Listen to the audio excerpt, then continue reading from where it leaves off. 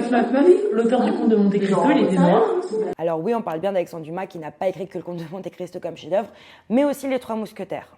Et on oublie toujours de dire qu'il était racisé. Ce qui est assez drôle, c'est que l'histoire d'Alexandre Dumas est très documentée en plus. Son père, Thomas Alexandre Dumas, est né à Saint-Domingue, en gros Haïti d'aujourd'hui, en 1762. Sa mère est une femme noire esclavisée, Marie Cécile Dumas. Son père deviendra même général pendant la Révolution française et du coup le premier général noir de l'armée française. Et Dumas, lui non plus, n'a jamais caché ses origines. Lui est donc né en 1802 et est un homme métis. Et il en parle lui-même.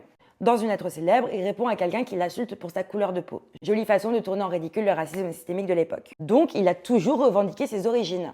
Et pourquoi aussi peu de gens en parlent? C'est parce qu'on a longtemps invisibilisé les figures noires de l'histoire. Au XIXe siècle, la France valorise une image blanche et universaliste. Au XXe siècle, on met en avant Dumas comme un grand écrivain français, mais on efface son identité. Résultat, on garde l'œuvre et on gomme son histoire. Dans les années 2000, il y a un vrai travail de réhabilitation de l'écrivain.